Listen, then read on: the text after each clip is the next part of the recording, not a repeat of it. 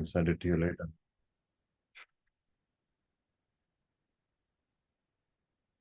Okay. So we will just have a short meditation. Okay. And after the short meditation, maybe 10 minutes we will meditate. And after that, we will have the theory. So let me just open up some little bit of music.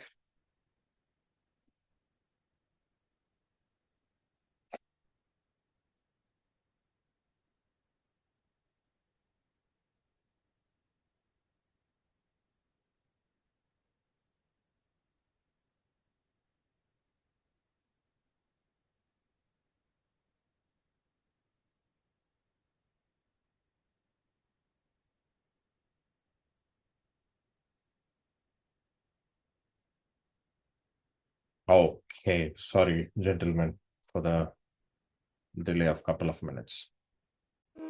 All right. So we will sit very comfortable, very relaxed.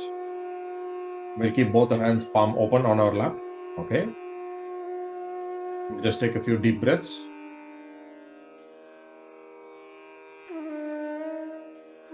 Again, we will raise our Kundalini and take Bandhan, how we usually start the meditation in our program. So let us raise the Kundalini first time along the spinal cord. We go above the head. We will tie one knot. And then we will raise second time. We will tie two knots above the Sahasrara. One, and then two. Third time.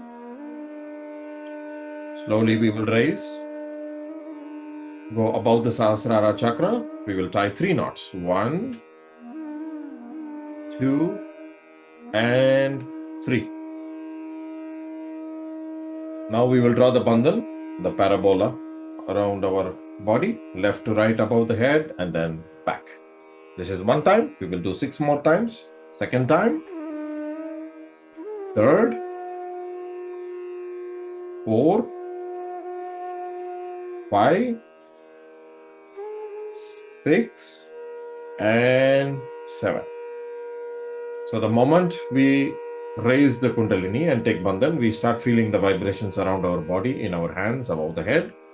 So it helps us to come to the present moment. It pulls our attention inside.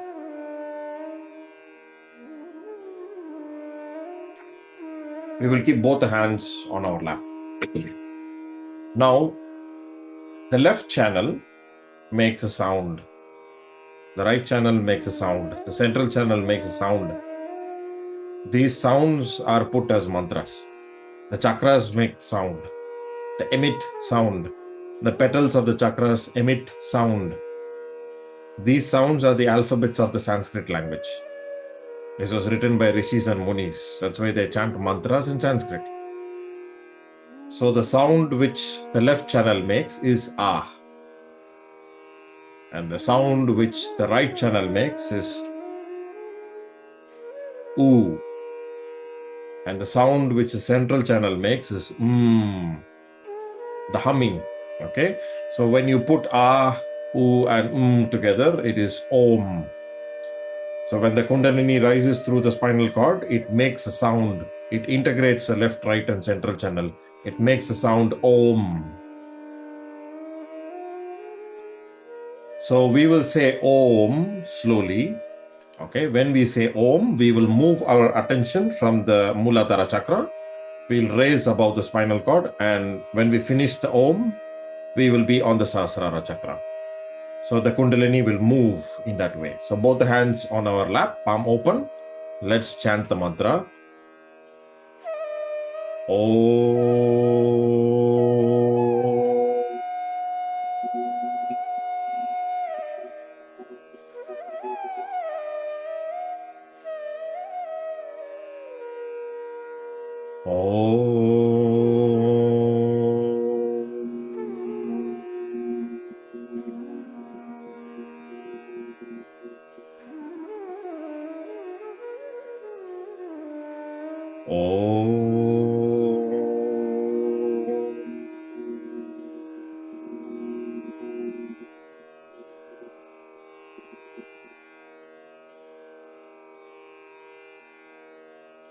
When you say Om, when you chant Om, you can start feeling the vibrations. Without the Kundalini awakening, our mantra does not have power. Only after the Kundalini is awakened, our mantra has power. It has Siddhi.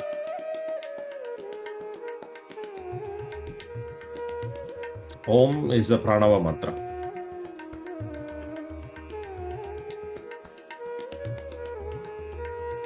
Now we will keep our attention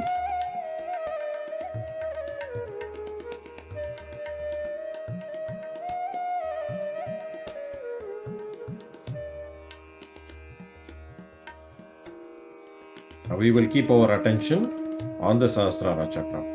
We will repeat the Om 3 times again. Both the hands palm open on the lap. When we say Om, we move from Muladhara to Sahasrara.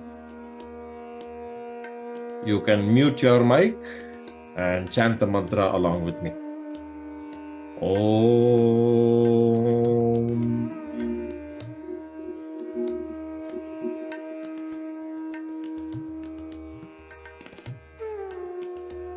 Om.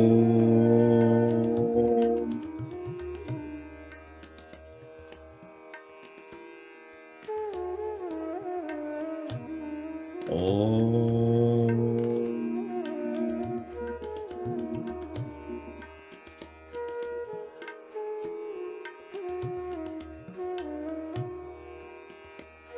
Now we will keep the attention above the Sahasrara and we will try to meditate for 2-3 minutes. Try to feel what vibrations you are sensing above the head in your fingertips and palm.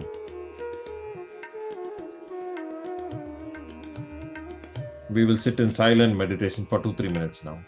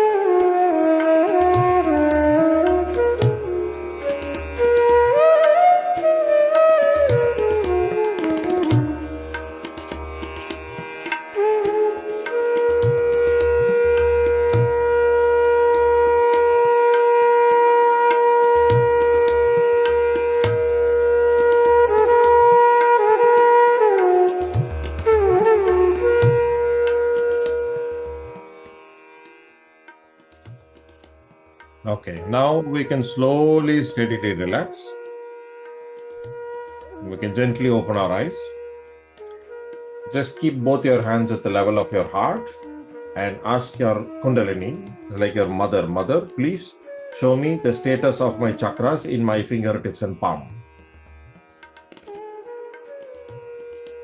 Just see if you are able to feel any sort of a cool or warm breeze tingling, pricking, any sensation, any particular finger, just check.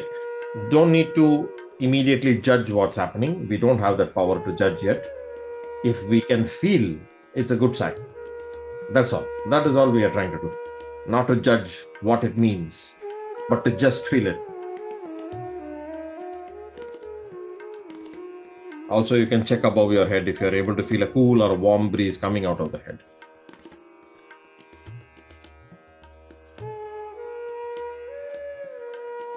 Now we will finish the meditation, okay, by raising the Kundalini and putting ourselves in Bandhan again. So we know how to do this exercise. Let's do it together. First time, we raise Kundalini. Above the head, we tie 1 knot. Second time, 2 knots. 1, 2. Third time, above the head, 3 knots. 1, 2, 3. Now we'll draw the bandhan around the body 7 times. 1, 2, 3, 4, 5, 6, and last 7.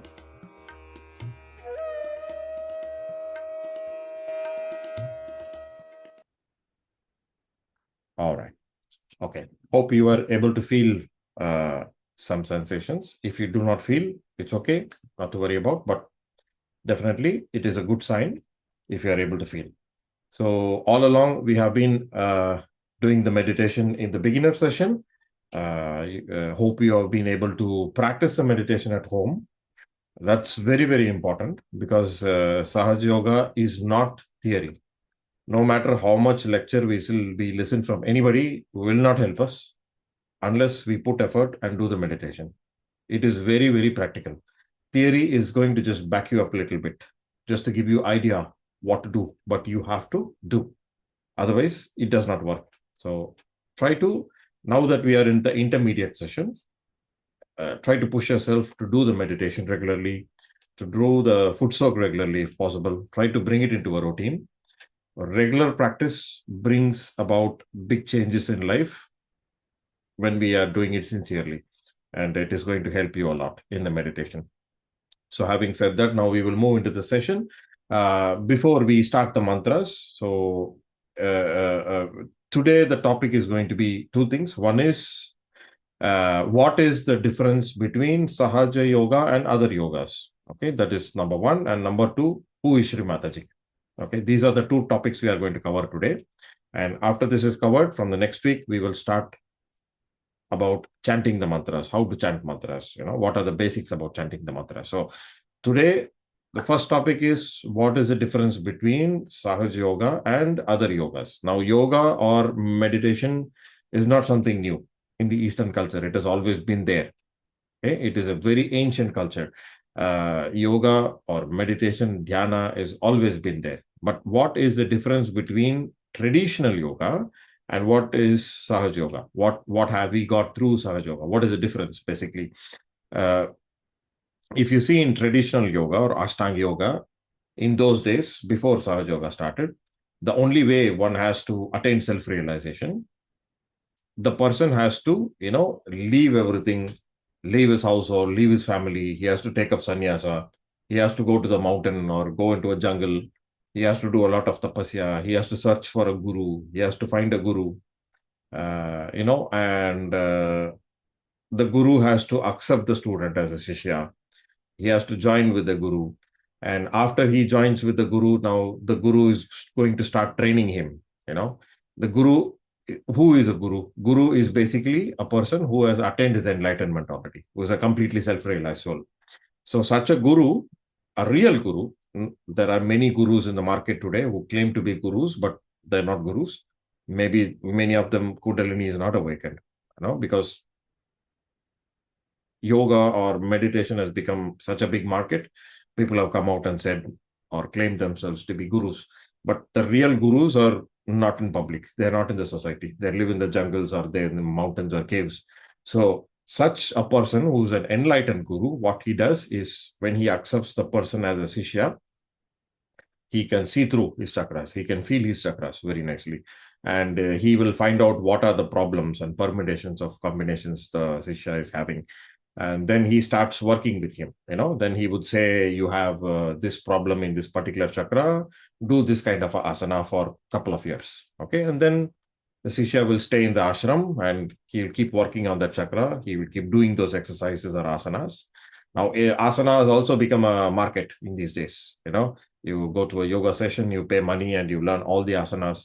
Now, Shri Mataji says it's quite dangerous to do all the asanas without knowing where the problem is. It is like going to a pharmacy, buying all the medicines and swallowing all the medicines without knowing where is your problem. Okay, so the guru is a person who knows which chakra is having problem, and he will prescribe that you have to do this kind of an asana or this kind of a technique. This is what you need to do for a couple of years. So the student keeps cleansing with him. He's living with him in the ashram or the jungle. They live together, they eat together, they cook together, and they work on their spirituality. They keep clearing their chakras.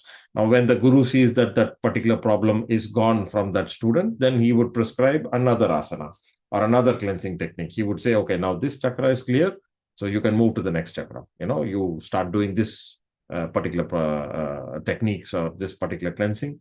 Then he starts doing that again. So in this manner, this Shishya has to live with this guru in the ashram or the mountain or the cave years together. Okay. And maybe after 50 or 60 years of cleansing, living very obediently with the guru, listening to the guru, maybe that student would clear all his chakras. If the guru is having some 50 or 100 students with him, maybe one or two people in that lot will clear all those chakras. Not everybody can clear all those chakras. So such a person, the guru will select who is worthy enough to receive self-realization, who has worked very hard, listened to the guru and cleared all his chakras. Then the guru will awaken the kundalini of that particular Shishya only. Okay, and he gives him diksha. He gives awakening of the kundalini energy. When that kundalini energy happens, awakening happens, they have cleansed all their chakras, they've opened all their chakras, they've got rid of all their problems. And once the kundalini is awakened for that, such a person, the kundalini, the complete kundalini comes up and pierces through the sahasrara, and that person gets enlightenment. That is what a guru giving diksha to a Shishya means. He's a completely enlightened soul, the guru, and he makes the Shishya enlightened because he awakens the kundalini of the guru. Kundalini cannot be awakened by people who are not authorized. Only a person who is an enlightened soul has the power to awaken the kundalini. Not everybody can awaken the kundalini. So such a student will become, who was a Shishya, now becomes enlightened and he becomes a guru. He becomes a master after that. So what about the rest of the students who have not achieved it? The guru will say, take another janma and come back.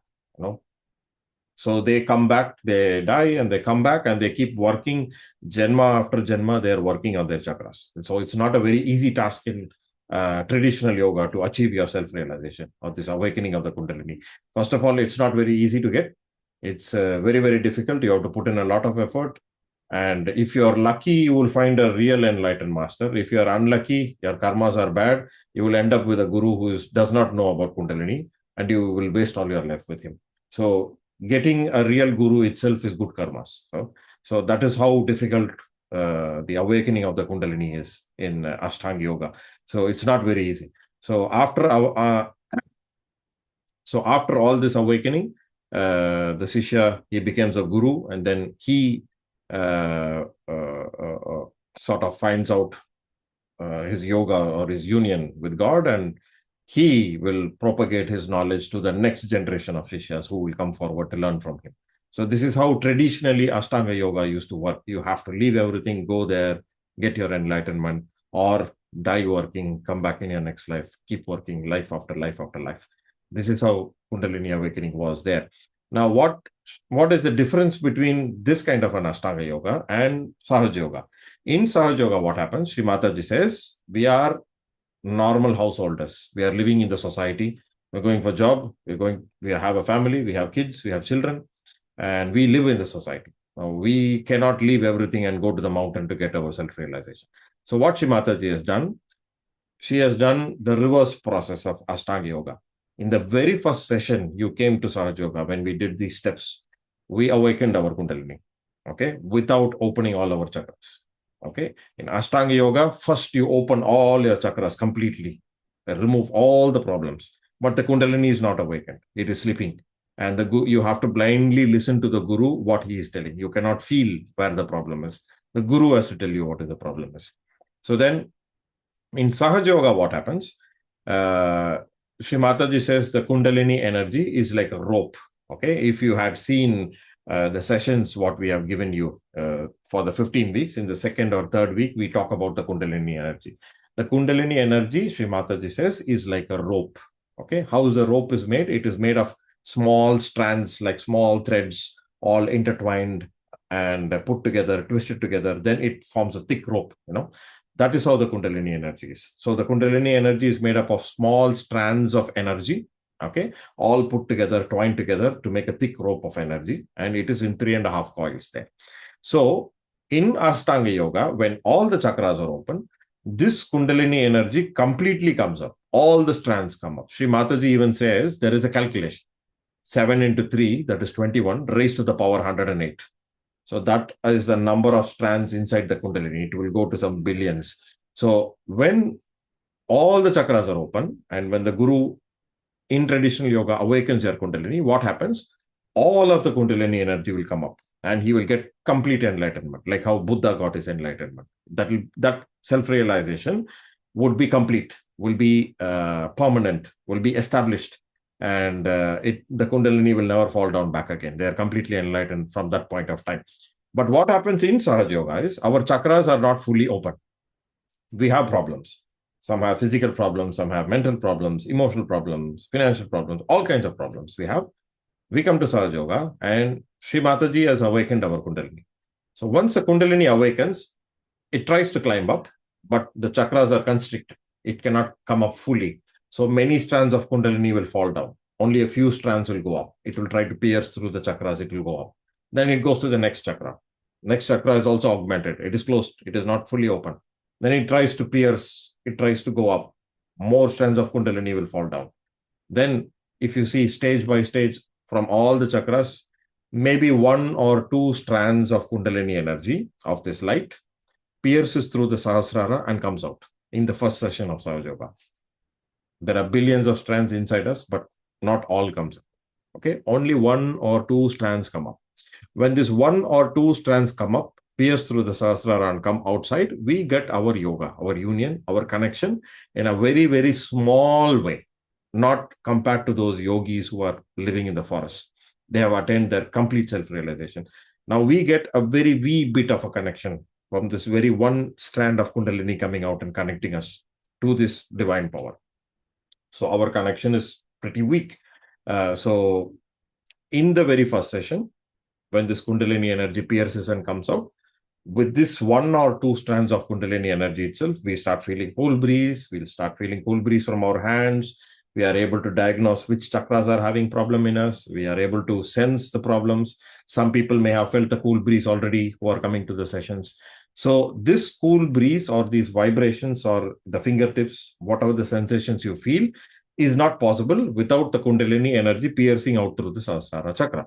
So in Sahaja Yoga, what happens is 1 or 2 strands of this Kundalini energy has pierced and come out of the Sahasrara chakra, giving you a very, very small connection. So with this small connection, we are able to feel these vibrations. So that is why after the process of self-realization we get in Sahaja Yoga, it is very important to meditate regularly, to cleanse regularly, to do our foot soaks, salt water foot soaks regularly, to start opening our chakras. Okay. So as we keep on meditating and as we keep on cleansing our chakras, more of the chakras, the dirt goes away and the chakras slowly start relaxing and opening, and it allows more of the strands of the Kundalini to come up. Okay. And instead of 1 or 2 strands, maybe then 10 strands will come up, then 100, then 1,000. Slowly, your meditation has to grow. It has to progress. It is not just one flash you get an enlightenment, but you touch enlightenment in a very small way, but it has to keep growing.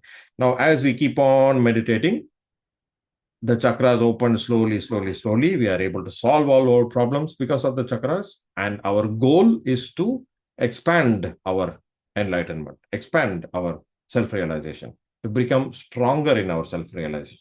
As more and more strands of the Kundalini come up and it connects, you will start feeling the vibrations better. It gets stronger. The cool breeze will become stronger. It becomes thicker. I've heard from people who are doing Sahaja Yoga meditation, it starts coming out like water, because their meditation is very strong. Now, when I started doing the meditation, I didn't feel any cool breeze. I was feeling the energy coming up and standing in the Agya Chakra. That's all. So there was no cool breeze, no nothing. So I had to keep working, and then I started feeling the cool breeze. That means the meditation is slowly, slowly growing. So that consciousness, what we attain, has to expand slowly. So we have to do this practice of meditation regularly. So I hope you are able to understand what is the difference between other traditional yogas and that is Ashtanga yoga and Sahaja yoga meditation. Other yogas end with self-realization, enlightenment. Sahaja yoga begins with self-realization. Other yogas end with Kundalini awakening. Once the Kundalini is awakened, it will establish them in enlightenment. In Sahaja yoga, it begins with the awakening of the Kundalini. The chakras are not clear. You have to use your Kundalini energy to slowly clear your chakras. In Ashtanga yoga, there is a guru who is there to guide you every day to do what? To clear your chakras. Which chakras are having problem? What problems are there? How to clear? There is somebody who's living with you every day and telling you what to do. In Sahaja yoga, that is not there. There is nobody to guide you, but you have your own Kundalini. Once you start meditating, you start feeling your chakras slowly, slowly. You start cleaning your chakras and you start expanding your consciousness. So that is why in Sahaja Yoga, you become your own guru. There is no other guru outside in Sahaja Yoga. There is no number one, number two guru. After Shri Mataji, who is the number two guru? There is no such a person. Shri Mataji is a guru, is an enlightened person. She is a normal housewife. She lived with a husband. She had 2 kids. She has grandkids.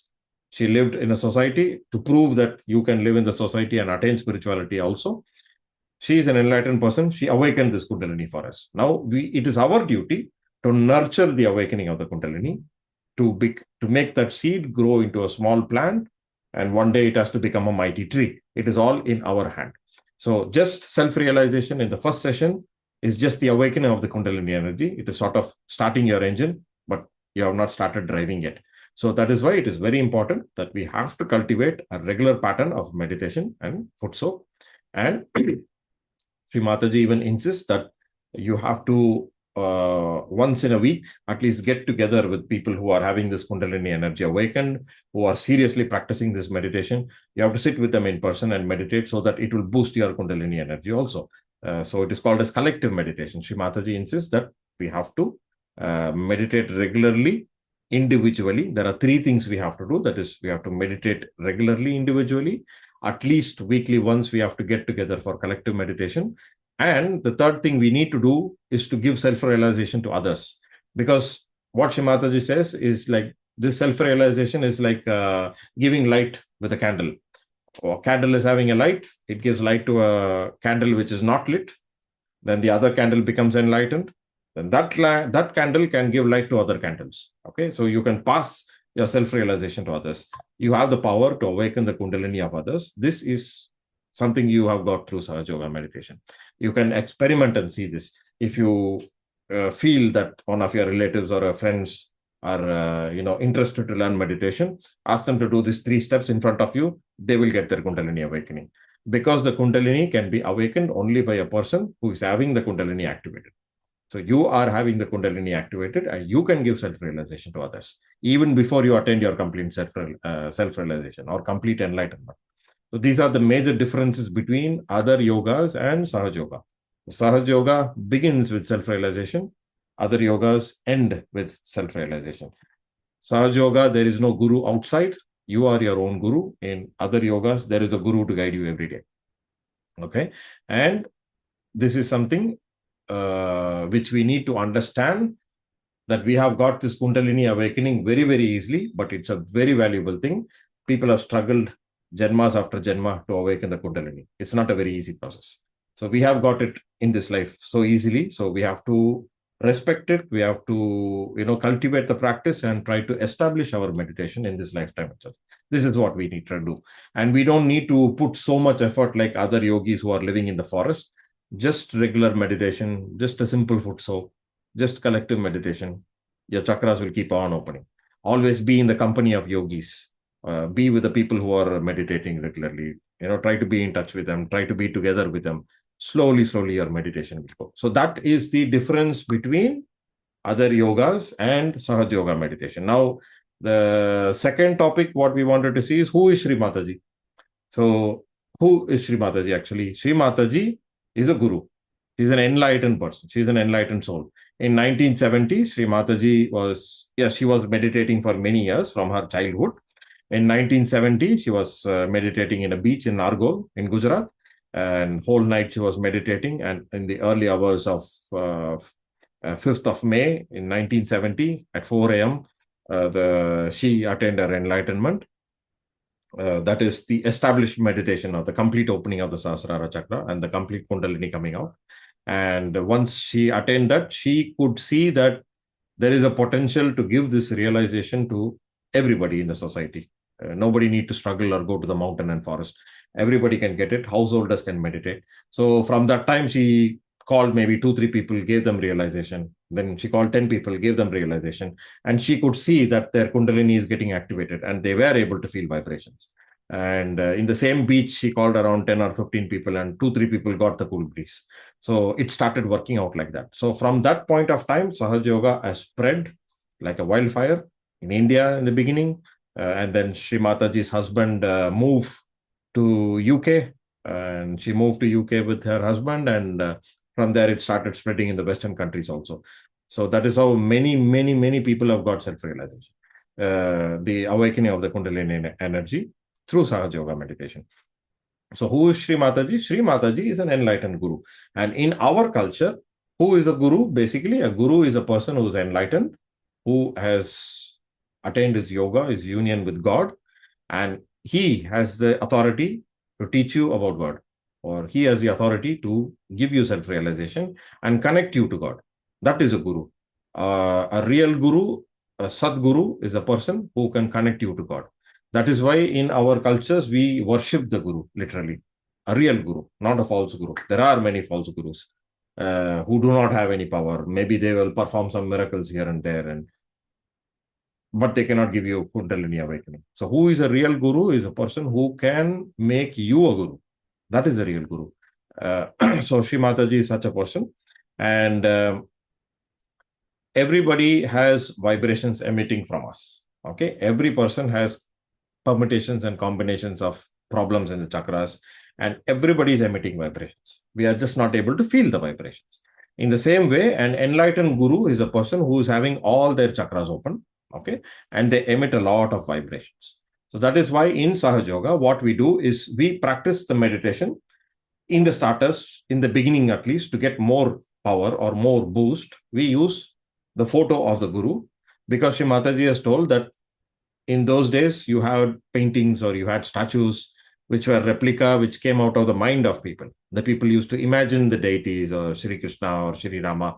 They used to draw, they used to make statues, but they were not reality. Okay, they were not the exact replica. But through the photograph, you are able to see the vibrations which are coming from the person actually. If you see my photo will carry my vibrations, and your photo will carry your vibrations. So it will also carry my problems. What are the problems I have in my chakras? It will emit that also in the photo. So Sri Mataji's photo will emit positive vibrations because she is an enlightened person, first of all. She is a guru herself. Okay. So in Sahaja Yoga, what we do is we use Sri Mataji's photo for meditation. We keep a small photo of Shri Mataji. We keep a small candle in front of the photo, and we meditate in front of Shri Mataji's photograph. You can try this experiment one time. You will see that there will be a lot of difference if you meditate in front of Shri Mataji's photograph. In fact, the first time I felt when I joined Sahaja Yoga for 2 weeks, I was not feeling vibrations so very well. But then when I kept Shri Mataji's photo and I meditated in front of Shri Mataji's photo for 1 week, I literally felt the Kundalini climbing up my spinal cord, because it boosts or it gives positive vibrations to the chakras. So who is Shri Mataji? Shri Mataji is an enlightened guru. She has attained her enlightenment. She started Sahaja Yoga meditation, and she is the one who has given us self-realization. So we are going to use, in Sahaja Yoga, we use Shri Mataji's photo for meditation. So these are the two topics which I wanted to cover today before we start the mantra session next week. I will try to send you a clear picture of Shri Mataji on WhatsApp. I'll give you a link. Please try to print the photograph, make it into a frame. Just make sure that the frame is not plastic. It should be natural elements. It should be metal or wood. And even the glass these days, some people give you acrylic or plastic glass. Do not use such things. It should be natural glass. Try to keep the photo of Shri Mataji in a table, okay? And try to keep a candle in front of, maybe a small tea light candle. Try to keep it in front of Shri Mataji and try to sit and do the meditation in front of Shri Mataji's photograph and try to see how you are able to feel the difference. Maybe you are not able to feel the vibrations very clear cut in the beginning until now. Try to sit in front of Shri Mataji's photograph and try to meditate. You can also do the foot soak in front of Shri Mataji. It helps us to improve the meditation. So this is the two topics I wanted to cover today about the difference of Sahaja Yoga and other yogas and who is Shri Mataji. So if you have any doubts, you can ask now, or we can, move ahead. It need not be a one-way lecture. Please, if you have any doubts or any concerns, you can open your mic, you can ask. We'll keep the last part of the session a little interactive. Okay. Thank you, Vijay. Thank you so much for the wonderful class, and very nicely you explained the difference between the traditional meditation, traditional Kundalini Awaken, and the Sahaja Yoga. So, which is helped us to know the process that in this particular life we would have the awaken of Kundalini, and then through this Sahasrara chakra we can leave our body for the at the last moment of our time. Like we will not have any difficulty like other people have difficulty like while they are departing their bodies, but through the Sahaja Yoga we can have the awaken of our chakra, and then we can depart our body from the Sahasrara chakra. Thank you so much, and I just want to share my relation of today of the Omkar mantra. Okay. I feel a warm in my both of palms, just a little bit warm. You felt warmness when you were chanting the Om. Yeah. Yes. Okay. And at the beginning and yeah. Okay. Because when we are chanting the mantra, what happens is, I'm sorry, did I interrupt something? Sorry, your voice was broken. Sorry. Go ahead. Yeah.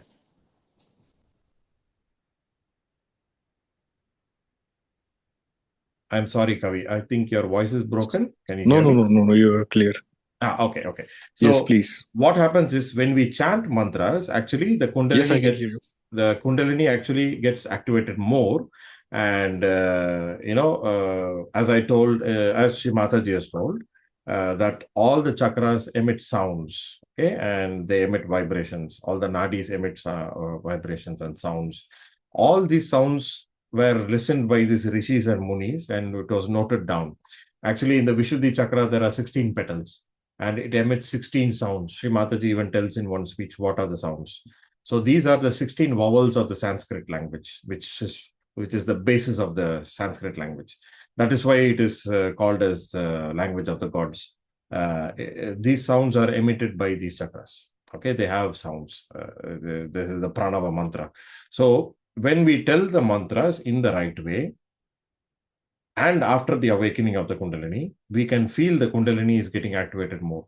Because if you tell the mantra without the awakening, it's of no use. And if you awaken the Kundalini and if you don't tell the mantras also, you will not feel the correct effect. So why we chant mantras in Sahaja Yoga is, first we have to feel what is the problem in us, which chakra or which nadi is having problem in us, and we have to chant the mantra for that particular chakra to clear that particular problem. This is why we have to chant the mantra. So it is not like we have to blindly keep chanting some mantra 108 times or 1008 times without the awakening of the Kundalini. Yes, the person has bhakti, he's praying to God, he's chanting very sincerely, but his Kundalini is not active. And even after activating it, he does not maybe know where the problem is exactly. Maybe his heart chakra is having problem, but he's reciting mantra for the Vishuddhi chakra, which is all right already. Then there is no use. So we have to repair our chakras. We have to get rid of our problems. We have to know where the problem is and then chant the mantra, particular mantra for that particular chakra, that particular problem, then to solve the problem. Before that, it's not that very advisable to keep chanting mantras. So in our upcoming sessions, we will be seeing in details what are mantras, how to tell mantras, what happens if you tell mantras in the wrong way, what are the adverse effects. All this we are going to see. So that was a very good thing. And as I said, if you feel warm in both the hands, warm or cold is fine. If you are able to feel something, that is a good thing because the Kundalini is working. And when you chant mantras, if you felt more vibrations or more heat, that means more Kundalini was coming up and it was clearing you more. That's a very good sign. That is why I told you that if you chant mantras after the awakening of the Kundalini, it has effect. Otherwise, it does not have the effect. That's a very good thing that you realized today. I'm happy for that. Thank you.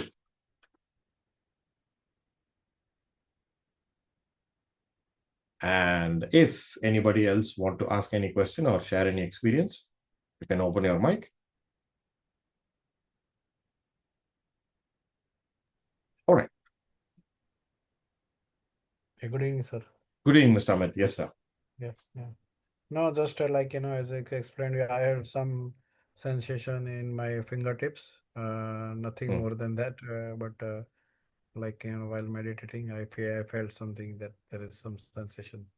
Oh, okay. That's very good. In the beginning, see, that's what when the Kundalini awakens and our chakras are constricted and blocked and not fully open, only a few strands of Kundalini comes out. So one or two strands, when they come out, you feel sensations in your fingertip and palm. Maybe sometimes, maybe not all the time. It's like this. But as Yeah, you keep on meditating, and if the chakras and the nadi is also constricted, nadi is like a pipe, and the pipe is all blocked inside with dirt. Okay, so that all has to be removed. So when the pipe is cleaned and the pipe starts opening, it starts expanding, then more and more of the Kundalini energy will come up. And when more Kundalini energy comes up, you will be able to feel the cool breeze coming out of your hands. You will be able to feel the cool breeze coming out of the head. All this will happen as we progress in our meditation. In the beginning, I did not feel anything. Then I felt only the Kundalini moving up. Then I felt only the fingertips and palm, not cool breeze. Then I started feeling the chakras after some time. Then I could sense where the chakras are damaged, why I'm having problem. All these things I started feeling. Then I started clearing those chakras. And when I started clearing those chakras, slowly, the cool breeze started increasing. It was a learning process. Okay, you will able to tangibly verify what is happening to you after you do the practice. It is not a blind practice, or it is not like blindly going to a church and praying. It's not like that. Okay, this is yoga is like God resides in our body, and our body is the temple. So we have to clear our temple to enlighten our body. So we are going to clean our chakras, and you are going to feel the effect of the chakras, and the vibrations are going to improve as you do it. Okay, that is why we insist on a regular practice, a pattern of practice. So all this will happen progressively. Thank you very much for sharing your experience.